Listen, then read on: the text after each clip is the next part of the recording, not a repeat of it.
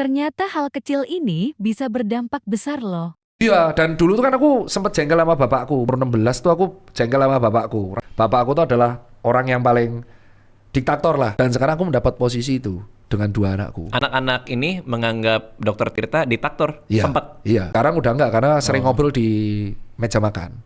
Wow. Jadi filosofi pendidikanku adalah ada satu hal yang nggak didapat dari bapakku sama aku. Jadi bapakku itu dia sibuk bekerja karena dulu aku jengkel banget dan aku dapat POV-nya baru pas aku kuliah. Ternyata dia sibuk bekerja buat nabung supaya aku sekarang bisa stable. Jadi aku termasuk privilege. Jadi Yeah. aku bisa sekolah, nggak khawatir cari rumah. Itu Yeah. gunanya bapakku cari uang terus dulu. Nah, tapi gapku sama bapakku jadi jauh. Jadi aku jarang cerita. Akhirnya itu yang kuubah. Pendidikannya tetap sama, tetapi aku Oke. membiasain aku sama anakku tuh selalu makan di meja makan kalau di rumah. Oke. Jadi aku sama anakku tuh kalau pas lagi main-main, tapi pas di meja makan nggak boleh ada yang bawa HP dan semua harus ngobrol di situ.